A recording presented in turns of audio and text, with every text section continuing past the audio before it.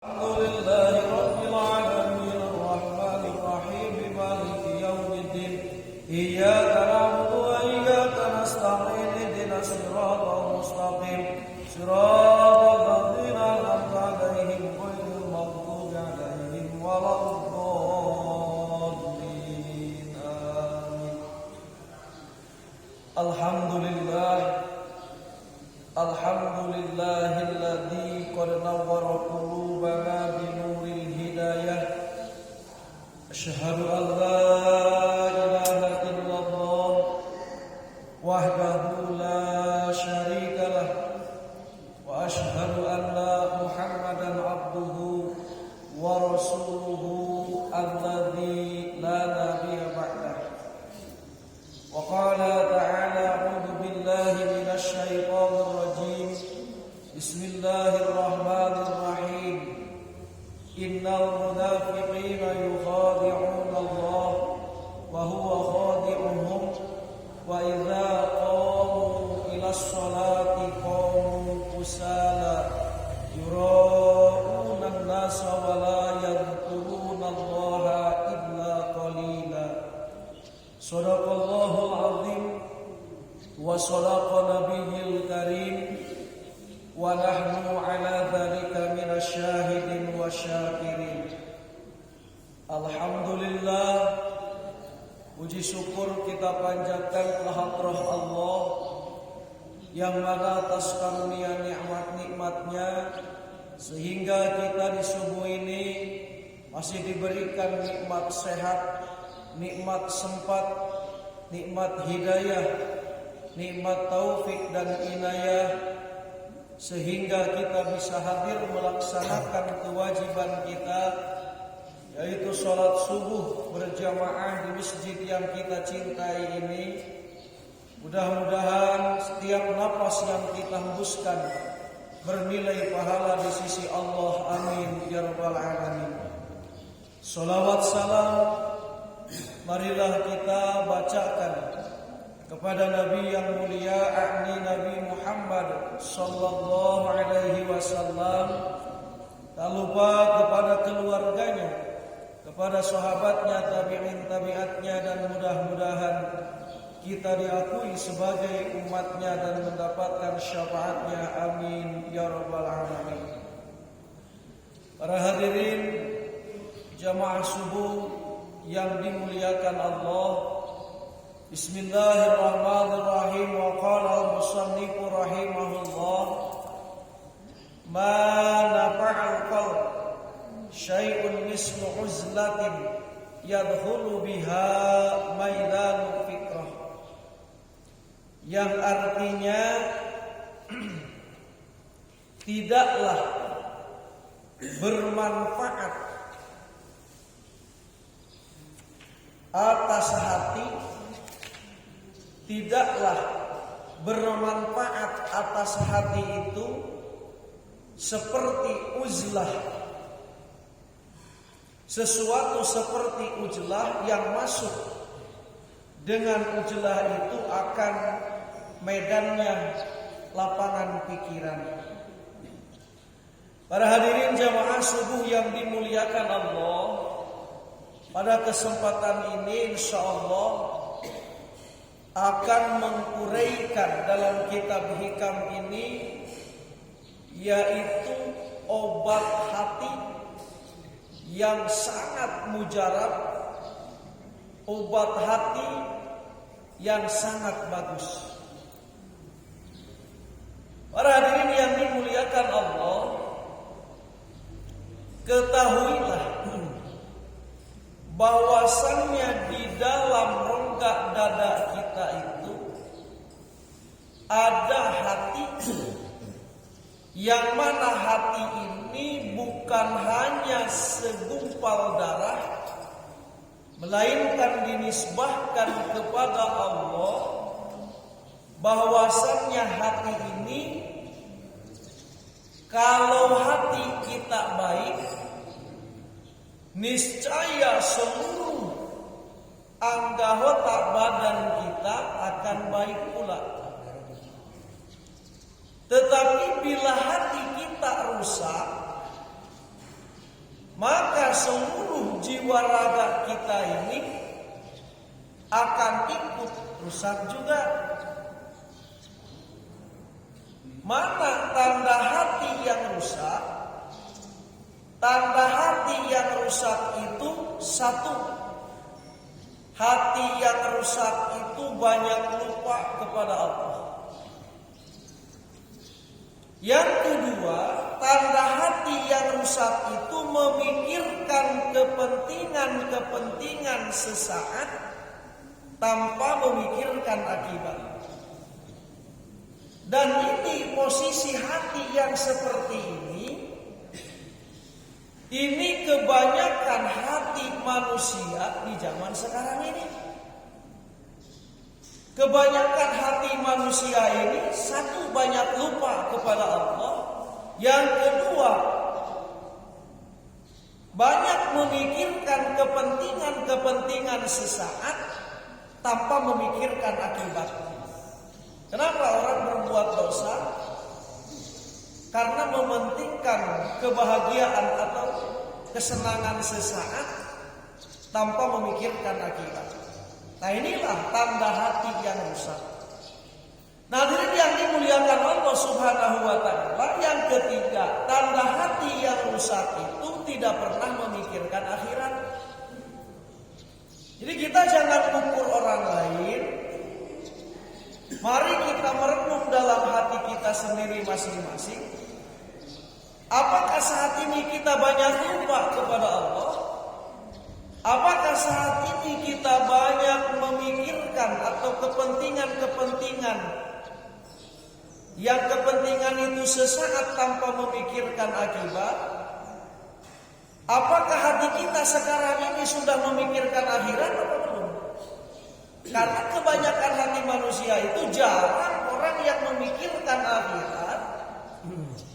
Jangankan di alam mahsyar, memikirkan alam kubur, alam barzah yang sudah dekat dengan kita, kebanyakan kita ini lupa, tidak memikirkannya. Hadirin jamaah subuh yang dimuliakan Allah Subhanahu wa taala. Nah, ada obat untuk mengobatinya, kata Syekh Ahmad Tajuddin Ibnu Athaillah, yaitu dengan uzlah atau khalwah. Apa itu uzlah? Uzlah itu menyendiri. Atau khalwat itu menyendiri, tetapi menyendiri ini disertai tafakur. Jadi obat untuk mengobati hati yang sering lupa kepada Allah, untuk mengobati hati yang memikirkan kepentingan sesaat tanpa memikirkan akibat, untuk mengobati hati yang selalu lupa ke alam akhirat, yaitu dengan uzlah, dan uzlah ini disertai tafakur. Apa itu uzlah? Menyendiri. Kapan kita menyendiri? Ya, kita jangan jauh-jauh. Bangunlah jam 2 atau jam 3 sebelum subuh. Masuklah kita ke kamar atau ambil wudhu, masuk ke kamar, kita tahajud. Setelah tahajud kita duduk. Kemudian ketika duduk kita bertafakur. Apa yang harus kita tafakuri? Yang kita harus pikirkan itu apa? Yang kita harus pikirkan, tanya diri kita, limadha khuliqtu, untuk apa kita diciptakan? Hadirin jamaah subuh yang dimuliakan Allah. Jadi kita nanya diri kita, limadha khuliqtu, untuk apa aku diciptakan oleh Allah? Jelas jawabannya Allah Ta'ala berfirman, wa ma khalaqtul jinna wal insa illa liya'budun. Allah tidak menciptakan jin dan manusia kecuali hanya untuk mengabdi kepada Allah. Ingat, kita ini mengabdi mengabdi kepada Allah. Tetapi kebanyakan hakikat manusia, ada yang hidupnya hanya mengabdi kepada jabatan. Ada yang hidupnya hanya mengabdi kepada harta. Walaupun secara lisan dia tidak mengatakan aku mengabdi kepada harta, aku tidak mengabdi kepada jabatan, tetapi pada hakikatnya banyak manusia yang mengabdi kepada jabatan, banyak manusia yang mengabdi kepada harta. Para hadirin jamaah subuh yang dimuliakan Allah, la khaira fi ujlatin ay khalwatin la tafakkuru fiha wa la nuhudha li tafakkurin la uzlata ma'aha. Yang artinya tidak ada kebaikan pada uzlah atau pada khalwat atau pada menyendiri, yang mana menyendiri ini tanpa ada tafakur padanya, dan tidak akan timbul kemajuan bagi tafakur yang tidak ada uzlah. Jadi pada kesempatan ini sekali lagi kita akan menguraikan uzlah dan tafakur. Apa itu uzlah? Uzlah itu menyendiri, tafakur ini dan tafakur memikirkan kekuasaan Allah. Contoh dalam Asmaul Husna saja begini. Allah punya nama Al-Zahir. Artinya Al-Zahir, Allah itu maha nampak. Sementara Allah punya lagi nama Al-Batin, artinya maha tersembunyi. Coba kalau kita tidak dijelaskan. Di sisi lain Allah punya nama Al-Zahir, maha nampak. Di sisi lain Allah punya nama Al-Batin, artinya maha tersembunyi. Ternyata penjelasan Al-Zahir Al-Batin ini, Allah ini dikatakan Al-Batin tersembunyi kalau kita kepengen melihat oleh mata kita. Jadi kalau dengan mata yang dohir atau mata yang ini, Allah ini Al-Batin tidak akan nampak. Tapi kalau dilihat dengan mata hati atau mata hatinya hidup, mata hatinya berfungsi, maka Al-Zahir Allah itu sangat nampak. Contoh, kalau kita ingin melihat Allah mengantarkan rezeki kepada kita, enggak kelihatan. Kalau dilihat oleh mata kita, tidak terlihat Allah datang kepada kita mengantarkan rezeki, tidak.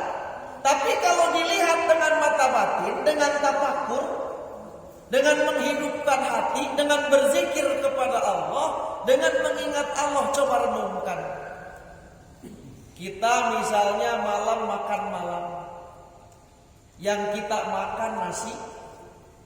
Nasinya itu kalau kita pikir mungkin berasnya jauh dari Lampung.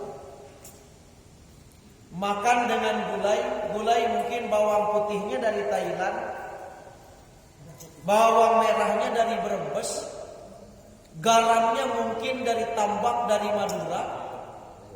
Datang ke Bengkulu, datang ke meja kita. Sumpah demi Allah, kalau dilihat dengan mata dohir kita susah nampaknya. Tapi kalau dilihat dengan mata batin, alangkah besar kuasa Allah. Rizki yang begitu jauh, garam dari Madura, dari Tambak garam Madura sampai ke Bengkulu, sampai ke mulut kita. Renungkan dengan mata batin. Nah, ini yang disebut tafakur. Contoh yang kedua ini tafakur. Allah menggerakkan paru-paru kita sehingga kita bisa bernapas. Ini napas digerakkan oleh Allah melalui paru-paru kita, yang mana walaupun kita sedang tidur, napas itu tetap berjalan. Coba kalau kita renungkan, 1 jam saja paru-paru kita oleh Allah Subhanahu wa Ta'ala diberhentikan, tidak berfungsi, kita sudah meninggal. Nah, merenungkan hal yang seperti ini adalah tafakur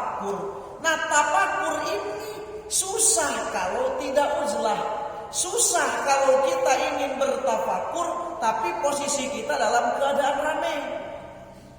Jadi kalau tafakur ini kita menyendiri, habis sholat tahajud di kamar sendiri atau di masjid, habis sholat tahajud duduk renungkan kekuasaan Allah. Kenapa orang banyak tidak bersyukur saat ini? Merasa hidupnya belum diberikan nikmat. Jawabannya karena kurang tafakur, karena tidak memikirkan kekuasaan-kekuasaan Allah yang ada pada dalam dirinya. Banyak orang saat ini punya anak mengeluh, gak punya anak mengeluh, banyak duit mengeluh, gak ada duit mengeluh, jadi orang miskin mengeluh, jadi orang kaya capek juga mengeluh. Serba salah hidupnya itu. Kenapa hidup serba salah seperti ini? Jawabannya karena hatinya tidak tafakur.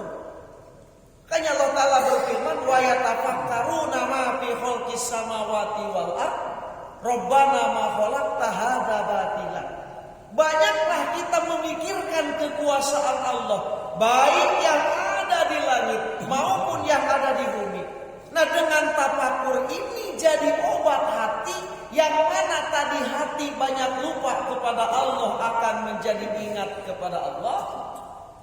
Tafakur ini akan jadi obat bagi hati yang mana tadinya susah bersyukur kepada Allah akan mudah bersyukur kepada Allah. Jadi sekali lagi, kenapa masih banyak orang yang belum bisa sabar? Kenapa masih banyak orang yang belum bisa bersyukur? Jawabannya karena jarang bertafakur, jarang memikirkan kekuasaan-kekuasaan Allah, jarang merenungkan kekuasaan-kekuasaan Allah dengan mata hati. Kalau kita renungkan dengan mata hati, coba, Masya Allah, kita duduk di masjid, renungkan dengan mata hati, Allah sediakan oksigennya untuk kita napas. Kita duduk di masjid, darah di dalam tubuh kita digerakkan oleh Allah. Coba, saat ini kalau kita merasa tidak diberi nikmat oleh Allah, alangkah ruginya kita. Kita saat ini diberikan keistimewaan oleh Allah. Apa itu? Kesehatan, Pak. Mohon maaf, saat ini rumah sakit di Kota Bengkulu over. Penuh galau rumah sakit saat ini. DKP penuh, Gading penuh, rumah sakit umum penuh, rumah sakit kota penuh. Nah, kita saat ini dipilih oleh Allah diberikan kesehatan. Coba kalau kita tidak merenung, tidak tafakur, jauh kita untuk bersyukur, masih ngeluh hidup kita. Padahal kita sedang diberikan anugerah oleh Allah yang begitu dahsyat. Yuk, kita banyak tafakur. Karena tafakur ini obat sangat mujarab bagi hati yang tadinya jarang ingat kepada Allah, akan semakin banyak ingat kepada Allah.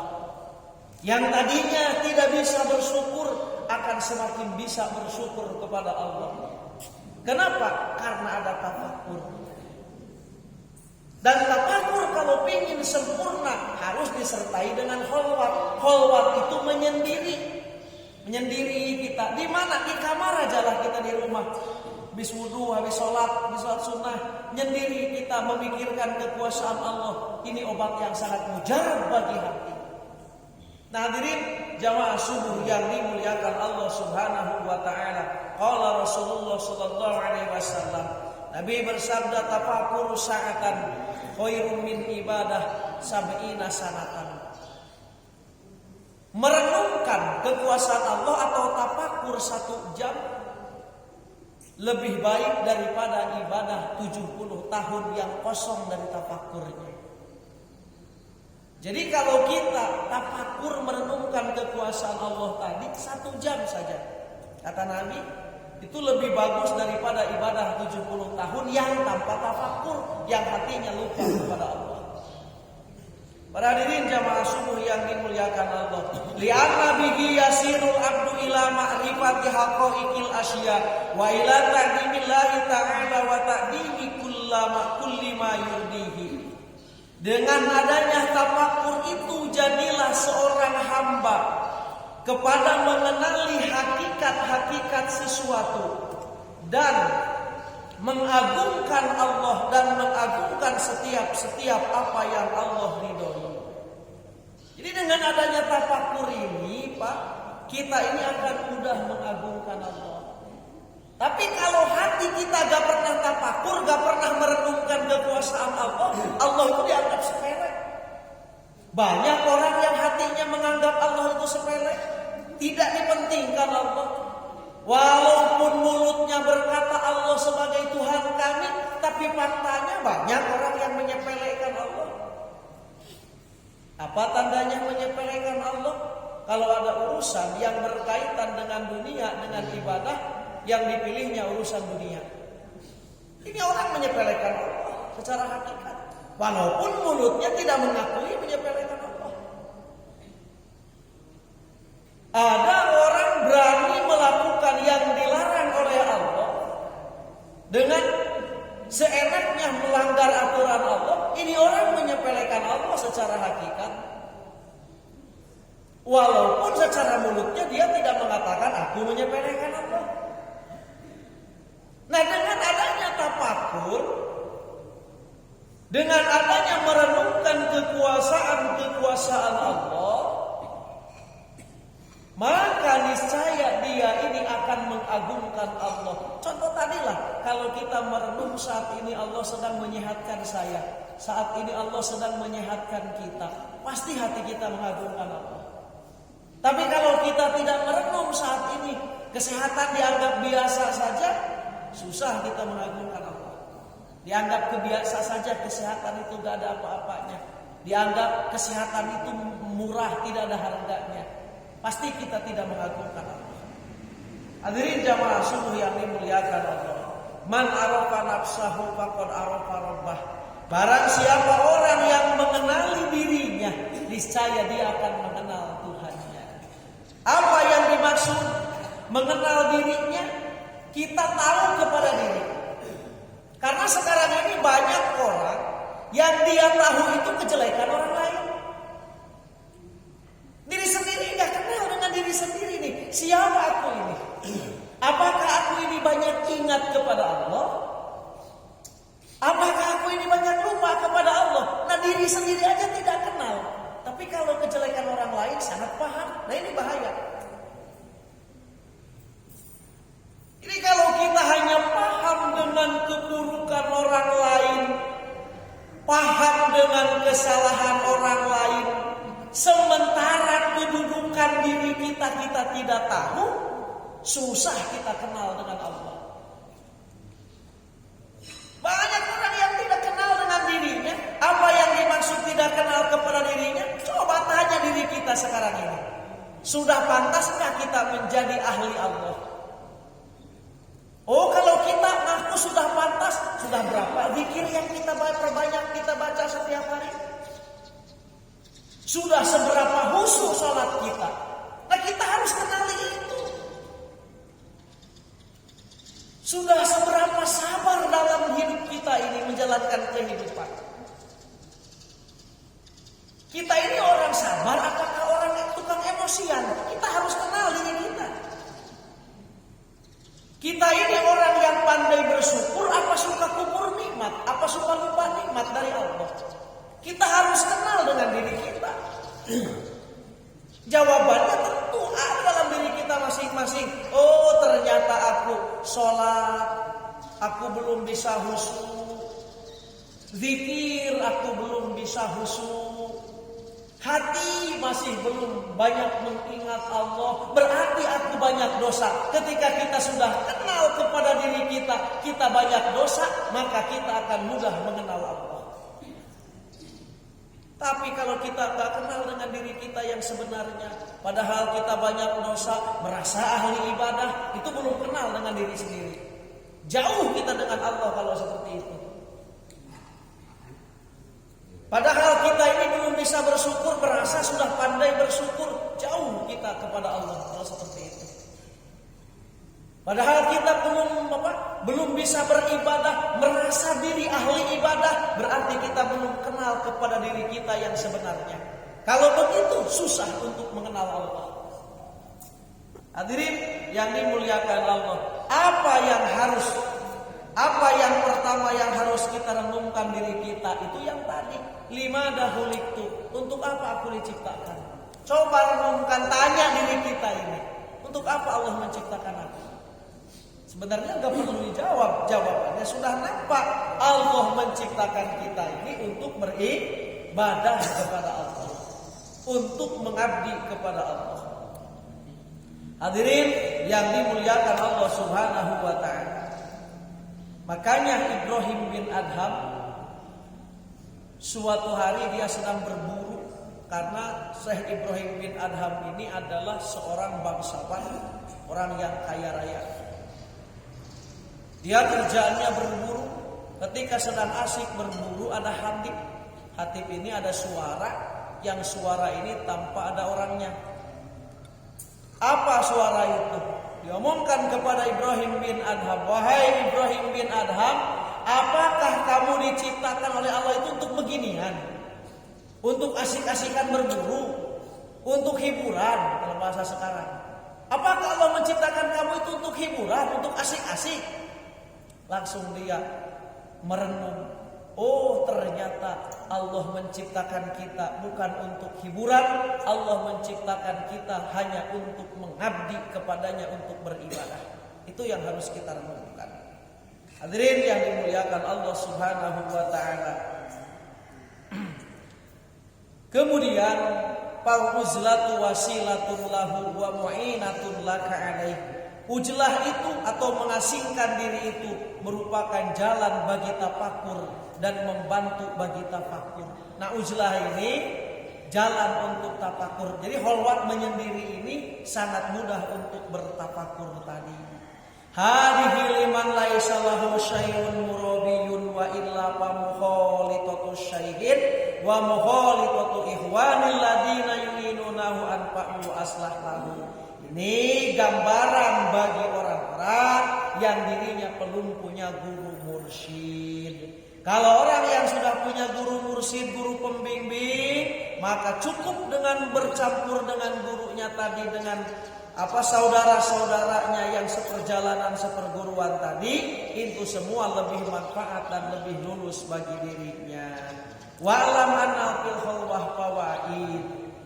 Ketahuilah bahwasannya menyendiri itu banyak faidah-faidah. Yang pertama, hibdul qalbi minar riya wal mudahanati wa ghairiha minal amron. Dia akan menjaga hati dari riya dan mudahanah dan lainnya daripada sekalian penyakit-penyakit hati. Nah, itulah. Jadi kalau kita menyendiri, ibadah menyendiri itu lebih mudah ikhlasnya. Yang kedua, hibdul basari minal afatil mandurati li anna nadra ilal asya yujibu tafriqul qaul. Ketahuilah, dengan ujlah atau khalwat menyendiri ini, itu akan menjaga mata daripada panca bahaya yang dilihat. Karena kalau kita melihat sesuatu pasti menimbulkan pecahnya hati. Pokoknya kalau kita melihat sesuatu pasti menimbulkan pecah hati.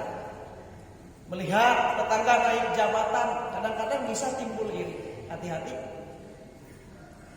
Melihat orang yang buruk, pasti hati kita timbul mencela.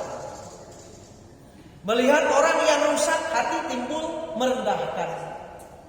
Itu dari bahaya pandangan. Tapi kalau keadaan khalwat, kita banyak menyendiri beribadah kepada Allah, itu semua akan terjaga. Assalamatu min afatil lisan. Akan selamat daripada bahayanya lisan. Kalau gibah seperti gibah, wan namimah mengadu domba, wa ghairiha minal muhlikat, dan selain itu daripada panca bahaya yang membahayakan. Qala Nabi sallallahu alaihi wasallam, aksiru khotoya ibni Adam bi lisanih. Kebanyakan kecelakaan anak Adam itu adalah di dalam lisannya. Banyak lisan anak Adam itu kecelakaan yang disebabkan karena lisan itu. Kita melihat yang buruk, memburukkannya. Melihat yang elok, diburukkannya juga. Hadirin jamaah subuh yang dimuliakan Allah Subhanahu wa ta'ala. Assalamatu min subatil asrari li anna subatahum fasadun adimun bidini. Dan selamat kita bercampur dengan orang-orang yang ahli maksiat. Karena bercampur dengan ahli maksiat itu akan menimbulkan kerusakan bagi agama kita. Tapi dengan adanya khalwat menyendiri, itu akan menyelamatkan diri kita daripada bercampur dengan orang-orang yang ahli maksiat kepada Allah. Sebagian ulama berkata, ma pasada man pasada illa bisuhbati man pasad. Tidak akan rusak seseorang kecuali orang ini atau melainkan orang ini bercampur dengan orang yang rusak. Jadi ternyata betul ada keterangan ar-ruh karih. Ruh kita ini Pak bagaikan angin. Apa yang dimaksud bagaikan angin? Coba angin. Kalau angin melewati parfum pasti wangi. Tapi kalau angin lewati comberan pasti bau. Nah, ruh kita ini seperti itu. Kalau kita bercampur dengan orang yang baik, pasti kita akan ke bawah baik. Contoh, kita bercampur dengan orang yang sering berjamaah sholat, pasti kita kepengen dan ke bawah mau berjamaah sholat. Tapi kalau kita bercampur dengan ahli maksiat, bercampur dengan pemakan riba, bercampur dengan orang-orang yang menjauhi Allah, pasti kita ke bawah jauh kepada Allah. Makanya itu tadi, ma pasada man pasada illa bisuhbati man pasad. Tidak rusak seseorang kecuali melainkan orang ini, kecuali orang ini, mohon maaf, bercampur dengan orang yang rusak. Kemudian di antaranya fadilah atau keutamaan atau faidah. Ini tadi ujlah tadi, kita ini bisa melihat kejujuran diri kita. Jadi Pak, kalau kita beribadah sendiri, kata Syekh Abu Thalib Al-Makki, kita ini bisa melihat kejujuran kita. Apa kejujuran kita? Kalau kita misalnya ibadah sendiri, contoh sholat, kalau dengan khalwat kita dibuktikan mampu kita berzikir 5.000 kali. Tapi kalau dengan bercampur susah mau berzikir 5.000 itu, ya ada undangan ke sana, ada acara ke sini, ada acara ke sana. Dan kita ingin bisa mengukur kejujuran diri kita sendiri. Coba kita lihatnya. Kalau kita sholat saja, kita biasanya sholat nyaman dengan orang lain apakah sendiri? Kadang-kala kalau sholat sendiri yang dibaca surah yang pendek, surah Al-Ikhlas, gak pakai zikir, gak pakai sunnah, Assalamualaikum, langsung jalan. Tapi kalau di masjid kita nyaman. Nah, ini hakikatnya kita belum jujur ibadah, Pak. Ternyata kita beribadah ini belum jujur kita ini. Kalau sholat sendiri kita di rumah, mohon maaf, zikirnya aja yang singkat-singkatnya aja, tidak pakai sholat sunnah qobliyah dan ba'diyah. Tapi kenapa kalau berjamaah? Nah, kita bisa mengukur itu. Nah, hadirin yang dimuliakan Allah, renungkan diri kita. Ternyata kita ini belum bisa jujur beribadah kepada Allah. Nah, dengan adanya khalwat, dengan adanya ujlah, kita bisa mengukur diri kita. Kalau kita ibadah sendiri nyaman, zikirnya banyak, qobliyahnya dilaksanakan, ba'diyahnya dilaksanakan. Kemudian kalau berjamaah juga begitu, berarti kita sudah jujur beribadah kepada Allah. Tapi kalau ada perbedaan, kalau bergabung dengan orang, baca Quran bisa 2 juz, tapi kalau di kamar sendiri 1 halaman pun juga kagak dibaca. Ini pertanda kita belum jujur ibadah. Mohon maaf, karena kita tahu pengajiannya. Berarti kita belum jujur beribadah. Kalau kita di masjid selesai, kita kalau bergabung dengan orang 1 juz 1 malam. Tapi kenapa kalau kita di kamar sendiri 1 halaman saja kagak dibaca Al-Quran? Berarti kita belum jujur. Masih kita nyaman hanya dengan campur dengan manusia. Memang secara hukum fikih sah-sah saja, tapi secara tasawuf kita belum jujur itu ibadah kepada Allah. Nah, dengan adanya khalwat ini tadi, dengan adanya menyendiri tadi, dengan adanya ujlah tadi, kita ini akan mengobati penyakit itu. Ya Allah, ternyata aku di masjid nyaman bisa sampai 1 juz. Tapi kalau di rumah, oh berarti aku ini masih punya sifat munafik. Oh berarti aku harus diobati sifat munafik ini. Kalau di masjid aku dengan orang bercampur 1 juz, aku di rumah harus 2 juz ke dalam keadaan menyendiri. Berarti kita sudah jujur kalau begitu beribadah kepada Allah. Hadirin jamaah subuh yang dimuliakan Allah Subhanahu wa taala. Jadi untuk kesimpulan hikmah di pagi ini, bahwasannya kita punya hati, dan hati ini ada 2, ada hati yang baik, ada hati yang rusak. Hati yang rusak ini, ingat, 1, banyak lupa kepada Allah, 2, banyak memikirkan kepentingan sesaat tanpa memikirkan akibat. Yang ketiga, hati yang rusak itu hati yang tidak pernah memikirkan akhirat. Ini hati yang rusak kebanyakan hati manusia saat ini. Ini kata Syekh Ahmad Tajiri bin Athaillah. Begitu. Kebanyakan sekarang ini hati seperti itu. Nah, ada obat yang sangat mujarab. Apa obat yang sangat mujarab itu? Yaitu tafakkur, merenungkan kekuasaan Allah. Tafakkur kalau kepingin nyaman harus kholwat dalam keadaan menyendiri. Begitu simpulnya hikmah ini. Dalam keadaan menyendiri tafakkur akan sempurna. Dan kalau menyendiri tanpa ada tafakkur tidak berguna juga. Kita sendiri habis waktu itu di kamar, habis sembahyang tahajud, tapi tidak tafakkur, tidak merenungkan kekuasaan Allah, nyendirinya itu tidak berguna.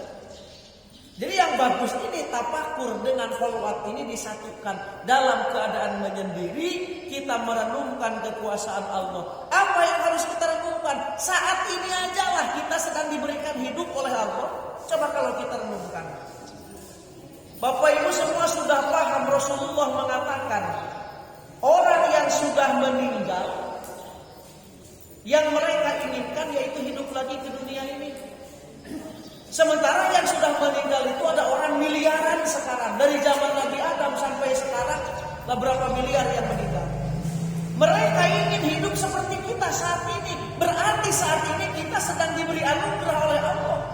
Kenapa kita tidak renungkan? Kenapa kita tidak syukuri? Kenapa kehidupan kita ini tidak manfaatkan dengan yang baik? Orang yang sudah mati, mereka pengen hidup, dan kita sekarang masih diberi hidup. Syukuri, nikmati, gunakan kehidupan ini hanya untuk beribadah kepada Allah. Jangan disia-siakan. Hadirin yang dimuliakan Allah Subhanahu wa taala, itulah hikmah di pagi ini. Mudah-mudahan bermanfaat. Adapun kekurangan dan kelebihan kepada Allah kami mohon ampun. Hadanallahu wa iyyakum ajmain. Wassalamualaikum warahmatullahi wabarakatuh.